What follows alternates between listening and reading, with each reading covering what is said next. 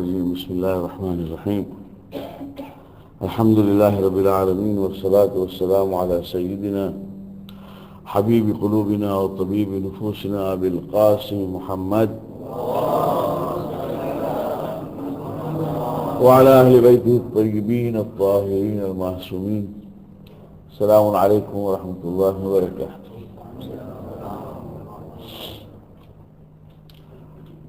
Islamic વિચારકો અને થિંકર્સના બારામાં થોડી ઘણી ડિસ્કશન કરતા અમુક સિરિયસ વાતો પણ આપણને સમજવાની જરૂરત છે કે જે આપણને ખ્યાલ આવે કે કેવી રીતે ઇન્સાનને વિચારવું જોઈએ.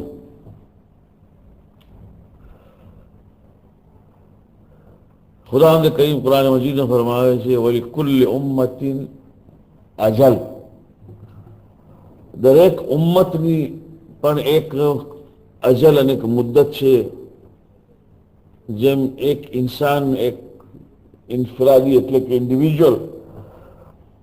ઇન્ડિવિજ્યુઅલની જિંદગીને એક મુદ્દત છે, કહેવાય છે અજલ. અજલ આવી ગઈ એટલે આપણે કહીએ કે ઇન્સાન જાય છે, અજલ આવી ગઈ એટલે મુદ્દત પૂરી થઈ. જેમ ઇન્ડિવિજ્યુઅલ માટે એક અજલ છે, ખુદાવંદ કરીમ કુરાનમાં ફરમાયું વલિકુલ્લિ ઉમ્મતિન અજલ, એટલે કે ઉમ્મતો માટે, નેશન્સ અને કોમ્યુનિટીઝ માટે પણ એક દિવસ છે, ખલાસ થવાનો. અજલ એના માટે હોય કે જેમાં જિંદગી હોય, જીવન હોય. જીવન ન હોય અજલનો સવાલ ક્યાં છે? એના ઉપરથી મુસલમાનોના વિચારકો અને થિંકર્સ લોકોએ વિચાર કર્યો કે એનો અર્થ એમ થયો કે ખુદાવંદે કરીમ એમ કહેવા માંગે છે કે નેશન અને કોમ્યુનિટી લિવિંગ એન્ટિટી છે, જીવે છે, એનું જન્મ થાય છે, એનું પ્રોગ્રેશન થાય છે, ગ્રોથ થાય છે, અને એક વખત આવીને એનું મરણ. આ વસ્તુએ આ પર્ટિક્યુલર થિંકિંગ પ્રોસેસ છે ને એ આખી હિસ્ટ્રીના સાયન્સને બદલાવી નાખ્યું. કારણ કે પહેલા હિસ્ટ્રી હતું સ્ટોરી ટેલિંગ, એને ફારસીમાં કહેવાય છે કસસ ગો, અફસાના ગો, વાર્તા કરે, સ્ટોરી ટેલિંગ. હિસ્ટ્રી હોય પણ વાર્તા કરે. પછી વાર્તામાં જરા કે જો મૂડ ચડી જાય તો થોડુંક ગાજરમાં ગોટલાઈ નાખી દે, એટલે ખોટું સાચું ભેગું મરચું ભભરાવીને બનાવી દે. એમાં પછી એ પોતાના જેવો માણસ જેવો હોશિયાર, બોલવામાં ચપળ, એ પછી એમાં થોડું ઘણું ભભરાવતું જાય. એ આસ્તે આસ્તે ભભરાવતા ઇટ બીકમ્સ હિસ્ટોરિકલ ફેક્ટ. 200-300 વર્ષ પછી લોકોને એમ થાય કે વાક્યને આવું થયું તું, સાવ ખોટું.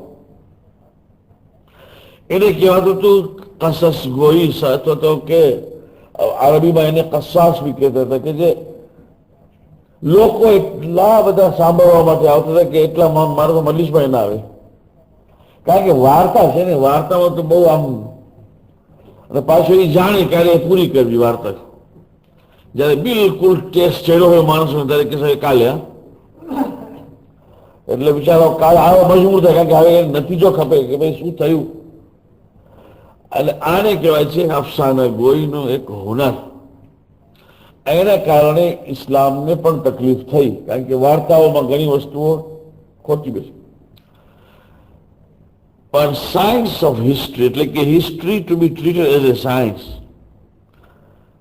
નોટ એઝ સ્ટોરી ટેલિંગ, એક હુનર તરીકે નહીં પણ એક વિદ્યા જેને કહીએ આપણે, સૌથી પ્રથમ મુસલમાનોએ શરૂ કર્યું. અને પહેલો મુઆસિસ એનો હિસ્ટ્રીને સાયન્ટિફિક ટ્રીટમેન્ટ આપનાર ઇબ્ન ખલ્દૂન છે.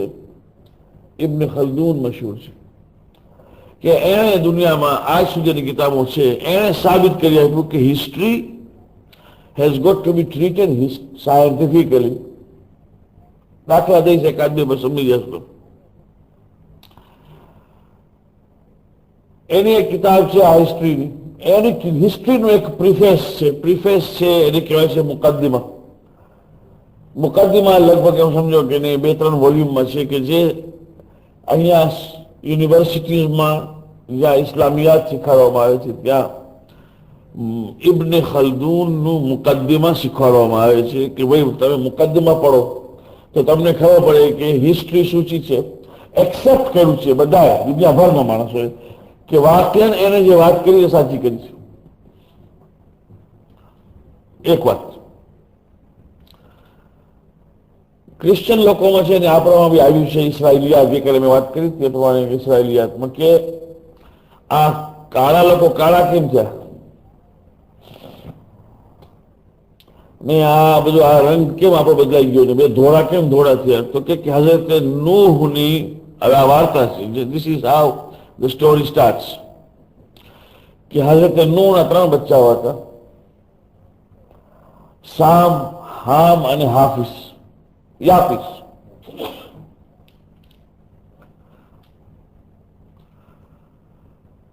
હઝરત નૂહ એક વખત દારૂ પીને, નઝબિલ્લાહ, દારૂ પીને, એટલે હવે એ લોકો બાઇબલમાં છે એટલે કહું છું, બાકી આપણે પૈગંબર દારૂ પીને સુતા ફક્ત રંગોથી વાળીને કિશ્તીમાં. આ 3 છોકરાઓ સાથે હવાનો ઝપાટો આવ્યો તો લુંગી ઉડી ગઈ, જે રંગોથી પહેરી હતી ઉડી ગઈ. હવે તો નૂહ થઈ ગયા બિલકુલ બર્થડે સૂટમાં આવી ગયા, કે ભાઈ કઈ છે નહીં કપડું. એક છોકરાએ કપડું બીજું ઉપાડીને પોતાના બાપને ઢાંકી લીધો, એની શરમની જગ્યાએ ઢાંકી લીધી. એક છે ને તાળી પાડવા લાગ્યો, લખેલું છે જ્યાં મળે ને. એક હસવા લાગ્યો, જે તાળી પાડવા લાગ્યો એ થઈ ગયું મારા તમારા જેવો બ્રાઉન, જે હસવા લાગ્યો એ થઈ ગયો કાળો જી, અને જેને ઢાંક્યું એ થઈ ગયા ધોળા. આ એ લોકોની આપણામાં બી છે આ હિસ્ટ્રી, કે આમ છે. આ યહૂદી લોકો અને નસારા લોકોની છે, બાઇબલમાં તો છે આ, કે the black race is the cursed race. Cursed એટલે કે એના ઉપર અલ્લાહની. ચાઇનીઝ લોકો કે એમ નથી, એ લોકો કે ખુદાવંદે કરીમને જયારે માટીમાંથી માણસને બનાવ્યો તો એની પાસે એક ઓવન હતું, ભઠ્ઠી, ઓવન જાણો છો, માટીમાંથી એને બનાવ્યું તો ભઠ્ઠીમાં નાખવું પડે ને, તો બિચારાને અનુભવ નહોતો, એટલે પહેલી વાર એને નાખ્યું, હજી પૂરો ટાઈમ થયો નહોતો ને બારે કાઢ્યો, ધોળા નીકળી ગયા બધા, પાક્યા નહીં બરાબર, સમજી ગયા. તો એને એમ થયું કે હવે કાંઈક સ્વિચ થોડુંક વધારી નાખવું, તો બીજી વાર જયારે નાખ્યું તો બહુ બળી ગયું, તો કાળા નીકળ્યા બધા. પછી એને વચગાળાનું ખબર પડી ગઈ કે ભાઈ આ એક્સ્ટ્રીમમાં અને આ એક્સ્ટ્રીમમાં, એટલે વચમાં જે એને બિલકુલ સરખી રીતે સ્વિચ રાખી એમાં નીકળી પડે એશિયન બધા, કે નહીં બહુ ધોળા કે કાચા કહેવાય, નહીં બહુ કાળા કે બળી ગયેલા કહેવાય. ઇબ્ન ખલ્દૂને પોતાની કિતાબમાં મુકદ્દમામાં લખ્યું છે કે આ બધી નકામી વાતો છે. ઇન્સાન સફેદ થાય છે because of weather and climate અને ડાયટ. કમાલ લખી છે કે ઇન્સાન સફેદ થાય છે ડાયટ ઉપર છે અને જોગ્રાફિકલ કન્ડિશન ઉપર છે, અને એવી રીતે બ્રાઉન થાય છે ડાયટ ઉપર છે અને જોગ્રાફિકલ કન્ડિશન ઉપર છે, અને કાળો થાય છે એ પણ જોગ્રાફિકલ કન્ડિશનથી છે અને ડાયટથી છે, એમાં કાંઈ ફેર નથી. આ એમ કેવું કે ભાઈ રેસ બરાબર છે જ્યાંથી બી આવ્યા ત્યાંથી, પણ ક્યાં સેટલ થયા એનો પર આધાર છે. સખત ઠંડીમાં તમે ગયા, સખત ઠંડીમાં, તો તમે જોઈ શકો છો કે ભાઈ ઈરાનમાં એ ધોળા છે, તો અફઘાનિસ્તાનમાં એ ધોળા છે, તો પછી રેસીસ થઈ મિક્સ્ડ. પંજાબ પહોંચતા તમે જોશો પંજાબી અમુક ધોળા બિલકુલ લાગ્યા પડે, કારણ કે ત્યાં બધા ભેગા થઈ ગયા. અફઘાનીઓ આવ્યા, ઈરાનીઓ આવ્યા, બધા ઇન્ટરમેરેજીસમાં એક નવી જનરેશન ઉભી થઈ. આફ્રિકાની અંદર હીટ સખત, એટલે ત્યાં કાળા થયા. અને એમાં ખુદાવંદે કરીને લખે છે પોતે કે કાળા બનાવીને એ લોકોને એ લાયક બનાવ્યા કે એ ગરમીમાં જીવી શકે. સમજ્યા કે નહીં? તો જો ધોળો ગયો તો સાવ ત્યારે તો બળી ગયો. એટલે ખુદાવંદે કરીને એ પ્રમાણે કહ્યું છે, અને એનું ટેક્સચર આ એને લખ્યું છે. પહેલી વાર એક મુસલમાન એક રેશનલાઇઝેશન એને કયો, આ કલામ સમજાવી રહ્યું છે. અને આજે બધા માને છે કે હકીકત છે કે ભાઈ એક વર્ષો સુધી તમે એક જ્યોગ્રાફિકલ કન્ડિશન મળ્યો તો તમે કાળા થઈ જાવ, કઈ નવાઈની વાત. જ્યોગ્રાફિકલ કન્ડિશન બદલે, જનરેશન બદલે 1, 2, 3 તો તમે ધોળા થઈ જાવ ત્યાં જેવા, નવાઈની વાત નથી. ડાયટ ઉપર આધાર છે કે કેવું શું ખાવ છો. એટલે હવે સવાલ એ છે કે આપણે મરચા ખાઈએ છીએ એટલે બ્રાઉન છીએ કે આપણે બ્રાઉન છીએ એટલે મરચા ખાઈએ છીએ. સવાલ બહુ મોટો થઈ ગયો કે ભાઈ આપણે પેલા મુરગી હતી કે ઈંડું, એવો સવાલ છે. ઘણા એમ કે છે કે નહીં તમે લોકો બ્રાઉન છો એટલે ખાવ છો, ઘણા કહે છે નહીં તમે ખાવ છો એટલે બ્રાઉન છો. પણ ડાયટ ડેફિનેટલી ઇન્ફ્લુઅન્સ કરે. આ બીજી વાત એને લખી છે, બહુ વિચારવા જેવી વસ્તુ છે કે જે મુસલમાન ફખર કરે આજે કે ઇસ્લામના થિંકર્સ કે જેને આજે લગભગ 13 એટલે કે 14th સેન્ચુરી ક્રિશ્ચિયન એરામાં થયેલો માણસ છે. આ છે 20th સેન્ચુરી, 600 વર્ષ પહેલા છે. લખે છે કે ઉમ્મત જન્મે છે, કોમ જન્મે છે, કોમ ગ્રો થાય છે, કોમ મરે છે. એનું કારણ છે કે જ્યારે કોમનો જન્મ થાય છે ત્યારે બિલકુલ બાળકની જેમ, બચ્ચાની જેમ એમાં કોઈ તાકાત હોતી નથી. કોશિશ કરે છે, આસ્તે આસ્તે ભૂલો કરે છે, પણ હજી નાનું છે. લોકો એના પ્રત્યે કોઈ વેરઝેર રાખતા નથી. જેમ જેમ એ વધે છે, જવાન થાય છે, ત્યારે એનામાં એક્ટિવિટી વધે છે. ઉમ્મત ઇસ્લામની પણ હાલત એ જ હતી, શરૂઆત હતી. શરૂઆતમાં ગરીકમાં જહાદમાં જાઉં, ગરીકમાં અહીંયા જાઉં, પૈગંબરની વફાત પછી ખિલાફત જગા. પણ જેમ જેમ જવાની તરફ પહોંચતા ગયા મુસલમાનોની ઉમ્મત, તેમ ઇલ્મમાં ફરોગ થતો ગયો, વધી ગયા, મોટા મોટા આલિમો ઉભા થયા, દુનિયાને લીડ કરી.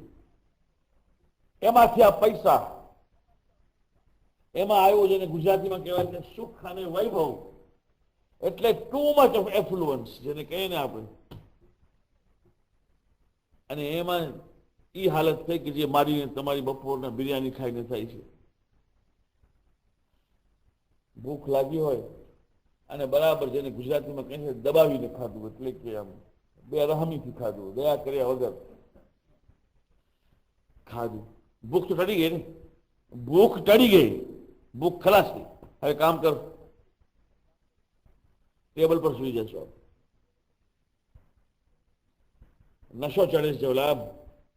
એનું કેવું એમ છે, આનાથી હકીકત છે કે જે કોમની અંદર બે હદ એફ્લુઅન્સ થાય, એટલે કે બહુ સુખ બહુ વધારે, તો દુનિયામાં બીજી કોમો બલકે પોતા ઉપર અગર કોઈ મુસીબત આવી પડે તો એનામાં હવે એ શક્તિ નથી કે ઉભો થઈને મુકાબલો કરે. આવું તો થયા કરે. આજે ઉમ્મત ઇસ્લામી ઉપર અફઘાનિસ્તાન, પાકિસ્તાન, હિન્દુસ્તાન, અહીંયા ત્યાં બધે જાત જાતના અલગ અલગ જાતના જુલમો થાય છે. મુસલમાનો અહીંયાના આપણે છીએ બધા ભેગા, નોર્થ અમેરિકાના બધા આરામથી બેઠા છીએ. હા, છાપું વાંચીએ છીએ, પ્રોટેસ્ટ કરીએ છીએ ને ફંડ કરીને મોકલાવી દઈએ. એથી વધારે કોઈ પ્રેક્ટિકલ કામ આપણાથી થતું નથી, થશે નહીં. કારણ કે પેટ ભરેલા છે, આરામથી રહીએ છીએ. દુઃખ જે ભોગવતું હોય એના માટે બાકી મૌલા અલી નજબુલ્લાહમાં ફરમાવે છે કે એક વાડીમાં છોડ તમે બરાબર એને પાણી પાઓ, ખાતર દો, મેન્યુઅર દો, એને ધૂપ અને છાંવથી બચાવો તો એ બિલકુલ ડેલિકેટ અને કોમળ ઝાડ થશે, ફૂલ આપશે. પણ એની સામે એક છોડ છે કે જે ખડક ઉપર, રોક ઉપર ઊભું છે, એને જ્યારે ખુદા ચાહે ત્યારે એને પાણી મળે, ન મળે તો આમ જ. એનું લાકડું અને આ લાકડામાં જમીન આસમાનનો ફેર હશે. આ લાકડું મજબૂત હશે કે જે વાળેથી વળે નહીં, ને આ લાકડું તો પોતપે વળી જાય. મૌલાએ દાખલો આપ્યો છે કે દુઃખમાં એક ઉછેર થાય અને સુખમાં ઉછેર. કોમમાં જયારે બહુ બેહદ પૈસો વધી ગયો, ઉમ્મત ઇસ્લામની અંદર બેહદ રાહત થઈ ગઈ, ત્યારે એમાં એક આળસ, લેઝીનેસ, લેથાર્જી આવી ગઈ. એ લેથાર્જી આસ્તે આસ્તે આસ્તે આસ્તે મોત તરફ લઈ જવાની. નવેસરથી પછી નવું સાયકલ શરૂ થાય છે કે જે ખુદાવંદ કરી બોલી કુલ્લી ઉમ્મતિન અજલ. આપણી કોમમાં અર્થ મારો એ નથી કે આપણી કોમમાં પૈસો ન હોવો જોઈએ. કોમમાં પૈસો હોવો જોઈએ, પણ આનંદ અને બિલકુલ સુખ વૈભવ ઓલા શેઠિયાઓની જેમ બિલકુલ રહી, અને કોઈ વ્યાધિ કરવી નહીં, ના જવાનોએ જવાનોની વ્યાધિ કરવી, ના બુઢાઓએ બુઢાઓની કરવી, ના બૈરાઓની કોઈની નહીં. બસ હું સુખી છું, પછી શું જોઈએ? અને જ્યારે હું કોઈ વાત કરીએ કે ભાઈ જો ભાઈ આમ થઈ રહ્યું છે, આપણી કોમમાં ડ્રગ્સ આવે છે, હવે નઉઝુબિલ્લાહ આપણી કોમમાં હવે આ ખરાબી, તો જવાબ મને આપવામાં આવ્યો છે કે મુલ્લા સાહેબ આ તો બધે થાય છે, કાંઈ આપણી કોમમાં પહેલી વાર થાય છે? આ તો કોમન છે ઇંગ્લેન્ડમાં. હવે તો શું થયું? ઓલો દરદ જે છે ને એ નીકળી ગયો, ખલાસ થઈ ગયો. એના માટે છે કે ભાઈ ઉમ્મતની મને લાગે ત્યાં સુધી એક અજલ આવે છે, હવે એને પાછું નવેસરથી નવું પ્રાણ અને નવી રૂહ આપવાની હોય, કે જે ઇબ્ને ખલ્દુને આ લખ્યું એના ઉપરથી કાર્લ માર્ક્સે લખ્યું, ડાયલેક્ટિક જેને લખ્યું છે કે હિસ્ટ્રીમાં થીસીસ હોય છે, સિન્થેસિસ હોય છે અને એન્ટીથીસીસ હોય છે, એ કાર્લ માર્ક્સ એમાંથી લઈ આવ્યો કે ભાઈ પહેલા કોમની એક પોતાની એક ગોલ હોય છે, પોતાનો હદફ હોય છે, એના પર ચાલતા ચાલતા બધી મહેનત કરીને પોતે પોતાના બધા રિસોર્સિસ એમાં નાખી દે છે. એમાં જે ઓપોઝિશન હોય છે પહેલેથી દબાયેલું, એ પછી છેલ્લે નીકળે છે. તમે સમજાય છે? એટલે થીસીસ માંથી સિન્થેસિસ, એમાંથી એન્ટીથેસિસ, આ કાર્લ માર્ક્સ નો છે, આ નીકળ્યું છે ઇબ્ને ખલ્દૂન પાસેથી. એટલો ખાલી ફેર છે કે કાર્લ માર્ક્સ એમ કહે છે કે આ બધું થાય છે ઇકોનોમિક કન્ડિશન્સને કારણે, એ બધું મટીરિયલિઝમને હિસાબે થાય છે. જ્યારે ઇબ્ને ખલ્દૂન કહે છે નહીં, રૂહાનિયતને કારણે બી થાય છે. જ્યારે ધર્મનો ફરોગ પણ કમ થઈ જાય અને ખાલી રસમ રિવાજમાં રહી જાય ત્યારે એવી મોત આવે છે. આટલી બધી ડીપ થિંકિંગ અને આટલી બધી ડેલિકેસીઝમાં જાઉં આ મુસલમાનોએ શરૂ કર્યું. આપણા માટે ફખર સમાન છે. આપણને આવડે ના આવડે એ વાત જુદી છે, આપણે વાંચવું હોય ના વાંચવું એ વાત જુદી છે. પણ આના પર અંદાજો કરી શકો છો તમે કે સોશિયોલોજી જેને આજે જેના માટે લોકો પીએચડી ને એમએ કરે છે, સોશિયોલોજીનો જન્મ આપ્યો છે ઇબ્ને ખલ્દૂને, અને એના ઉપરથી આજે બહુ આગળ વધી ગયા છે લોકો, એનામાં ડિગ્રીઝ હાંસિલ કરી છે. ઉદાહરણ તરીકે આપણે તૌફીક આપે કે આપણે કમ સે કમ વાંચીએ, આપણે પીએચડી થઈએ કે ન થઈએ, એમએ થઈએ કે ન થઈએ, કઈ નિસ્બત નથી.